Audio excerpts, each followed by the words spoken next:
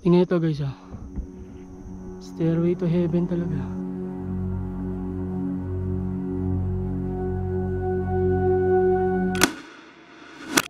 Sa puso ng Cordillera, may isang bundok na hindi lang likas na kagandahan ng taglay, kundi pati na rin ang misteryo at kabanalan.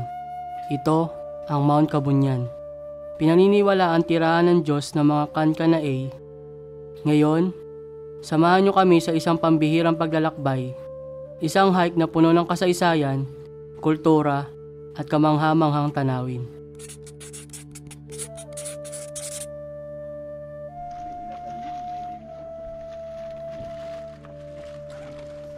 Naman tayo sa may Bacon Benguet.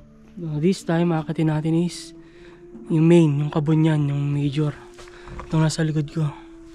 So, nandito ako ngayon sa may Bacon National High School para sa orientation, securing ng permit, and then ang guide. Meron tayong dalawang igiban dun. Sa kalahati ng Mount Kabunyan at nasa baba ng summit.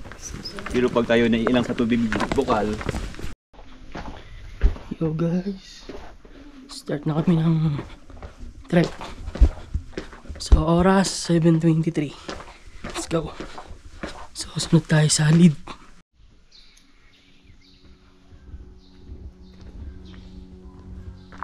Ano ba ang dapat nating tandaan habang inaakyat ang Mount Kabunyan? Ang Kabunyan ay isang sagradong lugar. Dapat tayo mag-ingat, magpakita ng respeto at huwag mag-iwan ng basura. Maraming kwento ang bumabalot sa bundok na ito, kaya dapat bukas ang ating puso sa mga matututunan natin.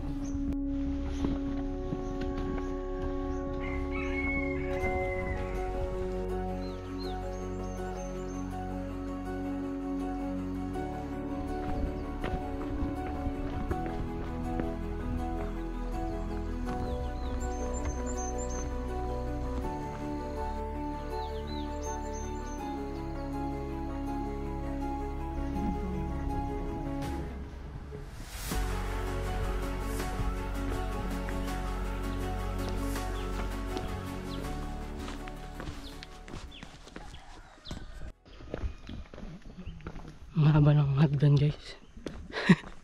Imagine mo pagbalik, puro paahon, hagdan.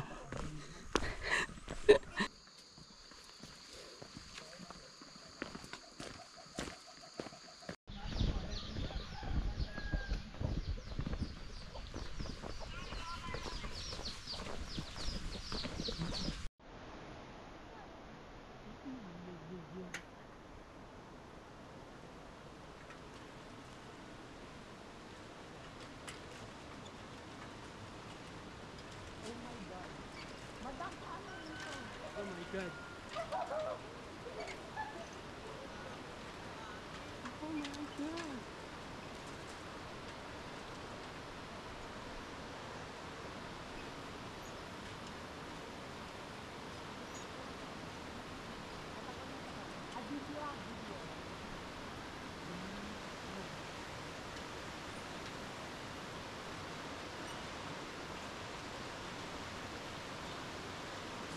So, kakalagpas lang namin sa may mahabang hanging bridge. So, nakakatakot. May mga loose na ano dun, na tawag dito, na safety guide. So, may after ano to eh, may aftershock pagbaba mo ng bridge. Para ka pa rin nagsuswing sa bridge. So yun, pero ang gandang experience. Babalikan natin yung mamaya. Let's go!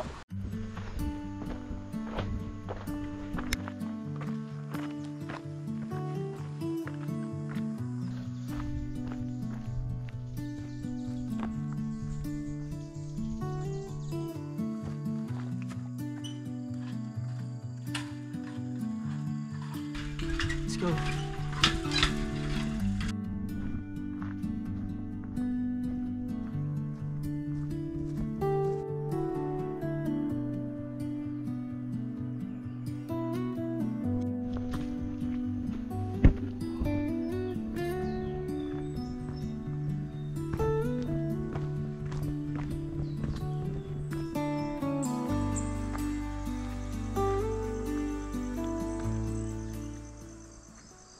Guys, kita dito yung Tinglawan, no? Itong part na to. Ayan. Tapos ayun yung Carrot Peak. Ayan, kasi ito yung Kabunyan, tapat lang niya. Yung Patulok, doon pa banda yung dinaanan namin bago mag jump off. Doon yung Patulok, Barangay Lubo. Okay, focus sa trail, let's go.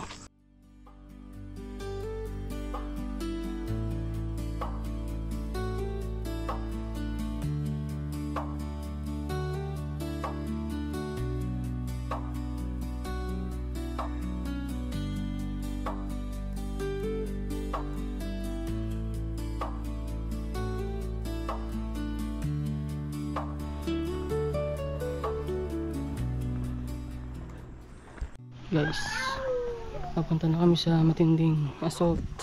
Ito. Yung pataas doon. Guys, let's go. Ito. Pa-assault na guys. Medyo nakakatakot talaga dito, no? Itong bridge na to. Ang hirap pag may kasabay tapos biglang uuga ng malakas. Ito na, matinding assault. Yan. Okay, let's go. Let's go, let's go, let's go.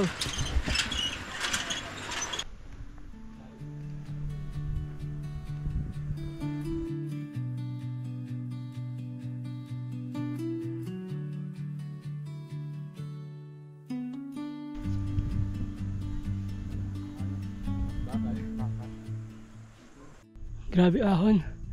Ito na naman yung railings, oh. Let's go, bakbakan natin hanggang taas. Let's go. Railings, railings, assault, assault, assault. Let's go. Mainit na. May mga pahinga-pahinga naman siyang part, pero grabe pa rin init. Oo, major nga siya.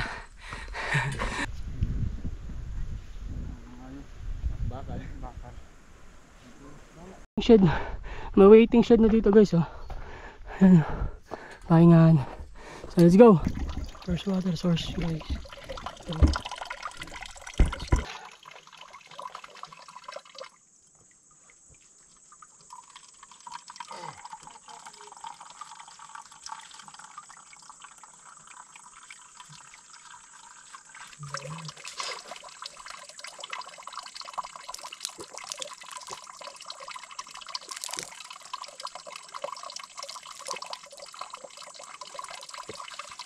Minumos, tumikim lang ako ng tubig doon sa may first water station.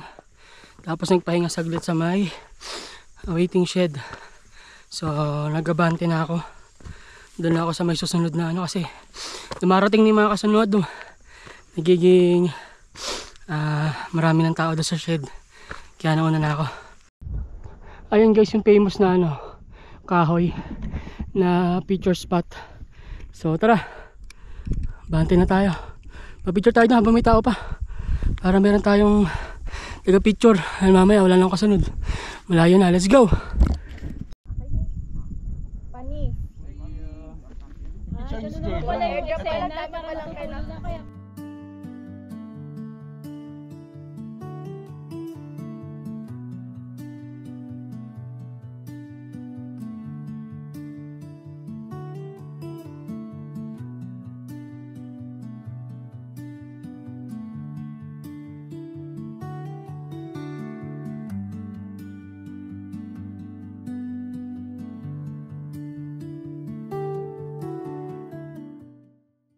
Dito na kami guys sa may stairway to heaven. Napansin nyo, napakaraming tao. Kasi may mga grupong nag-aantay ng drone shot bawat isa. Kaya nagkaroon ng pila. So kami, hindi naman kami kasama sa may drone. Abante na kami hanggang taas. Let's go. Bibidyo na lang ako habang umakyat. Nakatapos lang pre, bakit pa lang ako.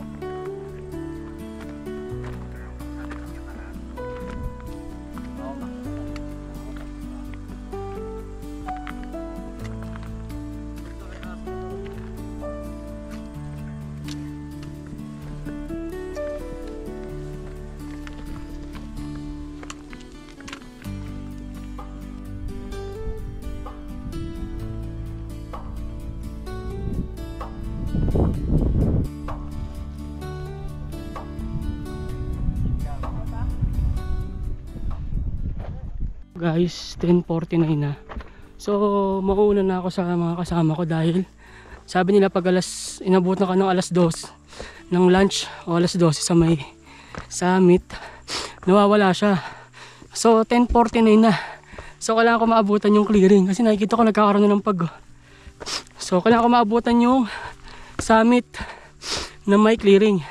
Let's go, bakbakin na natin. Isang mabilisan lang to.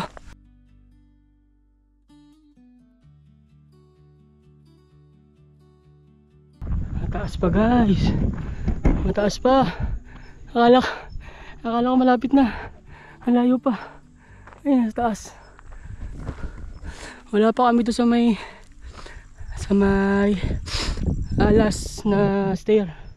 Ay, na bridge, hanging bridge. So kailangan magmadali. Malamig naman na kaya medyo okay na. Medyo maraming ahon pa to. Ay, kita niyo yun? Ayun, umaahon pa sila. Ang layo, man. Let's go.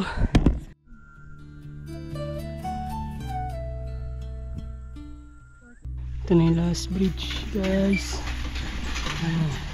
Then summit pataas. Last bridge, guys. Let's go.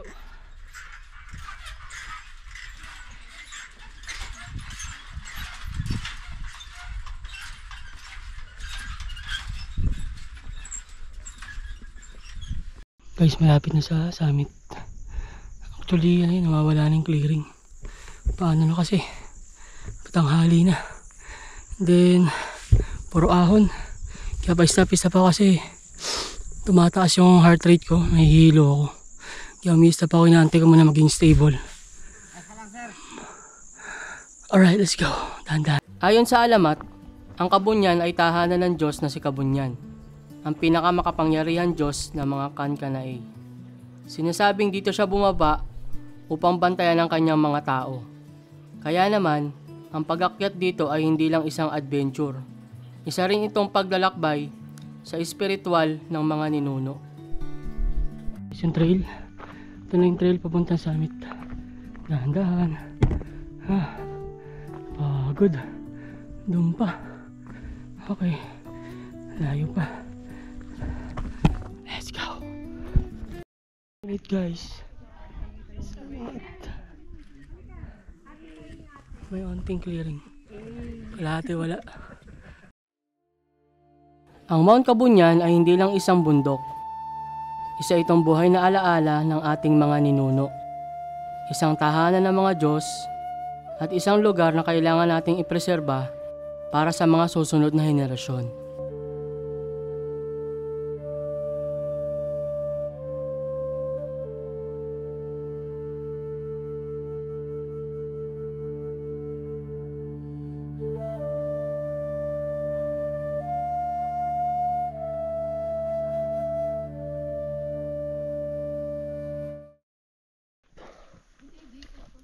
$252.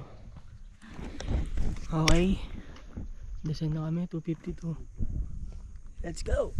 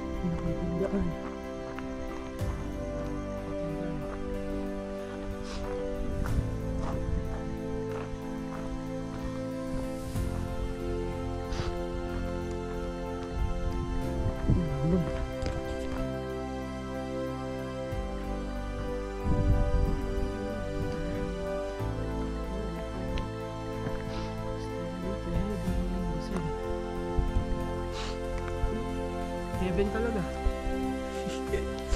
Daming pag.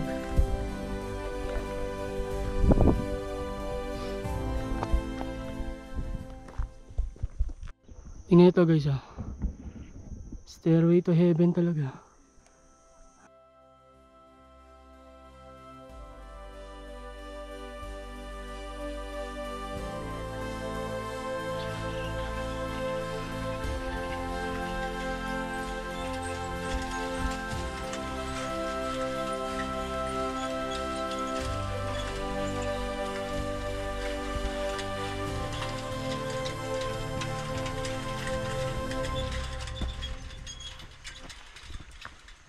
Okay, kakalagpas lang natin sa isang Station 7, yung may bridge na may nagtitindang mga bata. Nakainom na rin ako ng Coke. Taas na ulit. Nakapag-recharge ng sugar. Let's go, bakbak na pa jump up.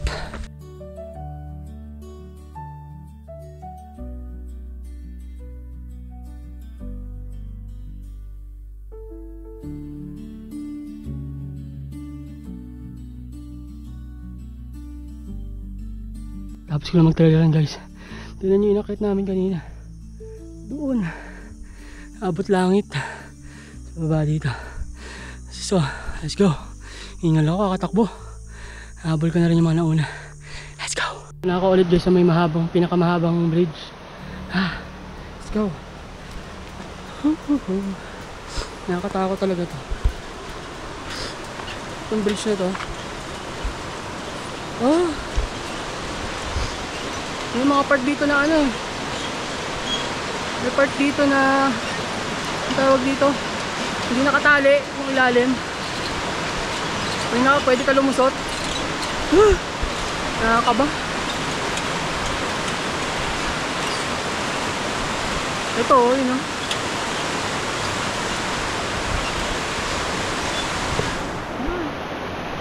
Nakakaba. Pero dito pag marami kayo eh. Kaya advisable dito pa isa-isa o dalawa.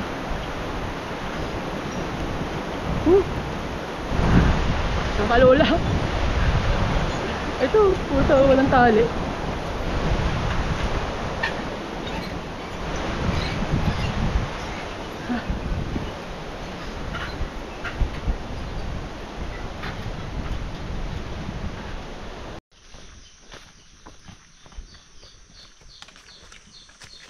Yung Anli Hagdan. Pagod. Pero last na to. And then happy na. Let's go. So guys, dito na kami malapit sa mga bahay-bahay. So malapit na to sa jump off talaga. And dun sa court na nadaan na namin kanina. So grabe hingal ko. Let's go. Ulit kami guys sa may court. Sa may epic na view ng port.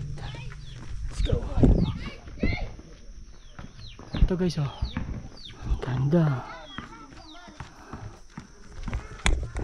Background mo is mountains. Diba? Presko. Let's go.